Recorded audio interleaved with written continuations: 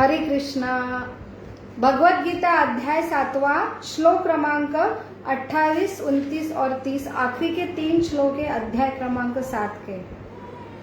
एषां त्वन्तगतं पापं जनानां पुण्यकर्मणां ते द्वन्द्वमोह निर्मुक्ता भजन्ते मां दृढव्रता जरामरणमोक्षाय मामश्रित्य यतन्ति ते ब्रह्म तद्विदु कृष्णम् अध्यात्मं कर्म चाखिलम् साधिभूतिधिदेवं मां साधियज्ञं च ये विदु प्रयाणकालेऽपि च मां ते विदुर्युक्तचेतसः। भगवत गीता 7वां अध्याय जो भगवत ज्ञान है, तो भगवान के बारे में ज्ञान जानना बहुत ही जरूरी है, क्योंकि हम उनके अंश है। तो हम अपूर्ण और पूर्ण का ज्ञान, ये चित जो हमारा स्वभाव है, सच्चित आनंद, तो चित ये सबसे बड़ा रीजन है हमें आनंदमय रहने के लिए।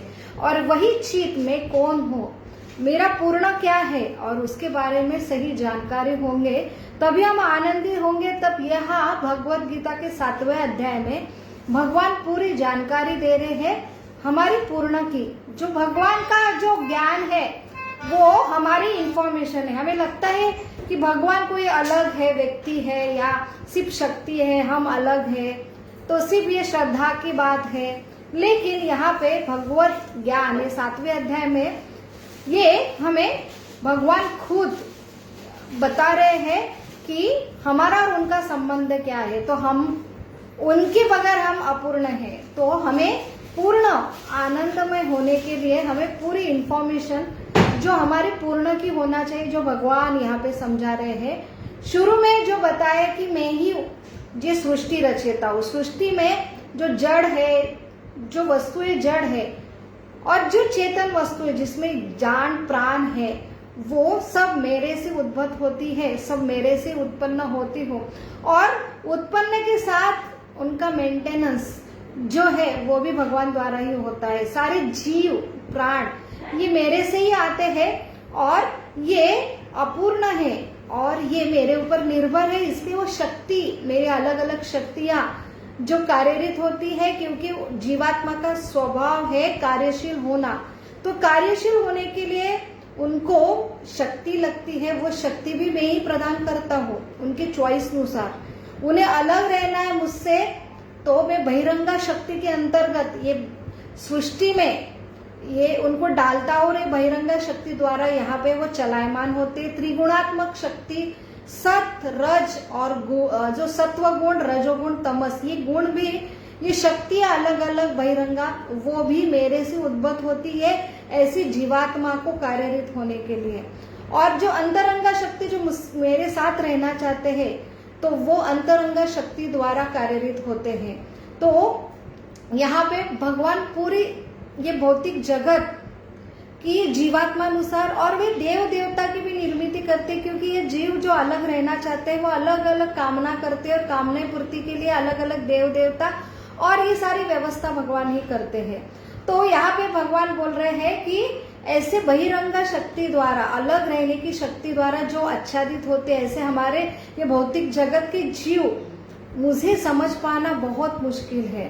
तो जो मेरे शरण में आता है, इसका अर्थ है कि जो मुझसे प्रेम, सिर्फ अनकंडीशनल प्रेम, मुझे सिर्फ जो है बिना शर्त क्या जो प्रेम करते हैं वो, और मुझे वो समझ पाते हैं, और जो मुझे समझ पाता है वो पूर्ण शरणागत होके मेरे ही पास रहता है, मेरा जो कर्म है वो करते हैं। तो वो जो है कर्म जो है सेवा तत्व। तो इसमें भगवान हमें व्याख्या देते हैं, 4 लोग जो शरण नहीं आते हैं, जो है सिर्फ ऐसे जो खिलौनों के साथ रथ होते हैं, जैसे उन्हें मूढ़ कहा गया है, सिर्फ जो है खाना पीना सोना और संतति निर्माण करना, ये एक धर्म है, लेकिन सिर्फ आधा धर्म है। तो उसमें ही रत ये जीवात्मा रहते हैं, तो ये बहिरंगा शक्ति द्वारा आच्छादित होती, फिर से जन्म मृत्यु के चक्कर में यही आते हैं। जो है अलग जो ज्ञान है उन्हें, लेकिन वो सिर्फ अपना ज्ञान भगवान ये भौतिक सृष्टि में कैसे अच्छा रहना इसके लिए यूज करते हैं, उनका भी ज्ञान में ये बहिरंगा शक्ति चुराती है। और यहाँ पे वो भगवान बनना चाहते हैं, वो अमर बनना चाहते हैं। जैसे वैज्ञानिक अलग अलग रिसर्च कर रहे हैं, तो वो सब कुछ कर रहे हैं, लेकिन उनका बुढ़ापा वो कंट्रोल नहीं कर पा रहे, वो मृत्यु कंट्रोल नहीं कर रहा है। और वो ऐसा लगता है कि हम एक दिन ऐसा इमॉर्टल ऐसा हम चीज बनाएंगे, यही हम क्या होंगे, अमर होंगे और मृत्यु के ऊपर विजय कंट्रोल करेंगे। इसलिए पूरा जीवन इसमें गंवा देते, लेकिन ये समझता नहीं है जेल है और जेल में अमर कोई रह नहीं सकता है। ये तात्पुरता ये ऐसे बंड किए हुए लोगों के लिए ये स्नान है। तो ये ज्ञान जो है उनमें नहीं आता, क्योंकि वो स्वतंत्र भोग करना चाहते हैं, तो अपना बुद्धि का ये उपयोग करते हैं। तो सही बुद्धि ही समझना और भगवान अपने पिता के पास जाना है।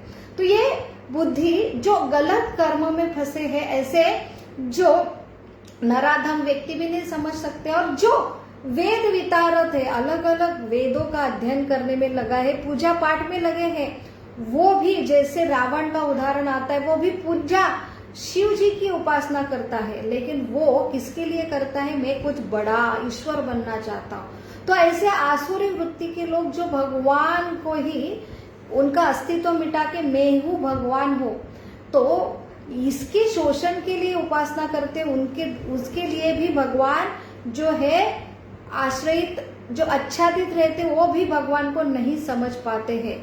तो यहाँ पे भगवान व्याख्या दे रहे, 4 लोग जो आते हैं, जो है आर्त दुख निकालने के लिए, कुछ कर्म जैसे धर्म निभाने के लिए अर्थ चाहिए, अर्थ के लिए आते हैं, जिज्ञासु के लिए आते हैं, उसमें से जो ज्ञान के लिए आते हैं, जो ज्ञानी है वो सबसे प्रिय है, क्योंकि वो टिकते हैं। बाकी लोग जो दुख निकल गया, अर्थ प्राप्ति कुछ हो गया, वो मुझे छोड़ के चले जाते हैं।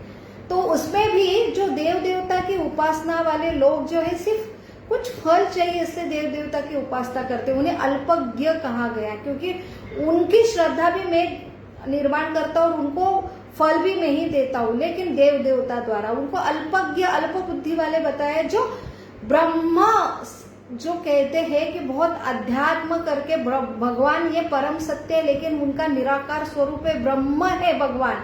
तो ऐसे ब्रह्मवादी मायावादी को भी भगवान यहाँ अबुद्धय, जो उनके पास बुद्धि होके भी अबुद्ध है, क्योंकि वो मुझे नहीं समझ पाते कि ये निराकार स्वरूप के पीछे में एक व्यक्ति स्वरूप कृष्ण साक्षात पुरुषोत्तम द्विभुज कृष्ण मैं हूँ भगवान, उससे ये ब्रह्म आता है, ये निराकार विराट जो जगत निर्मित होती है।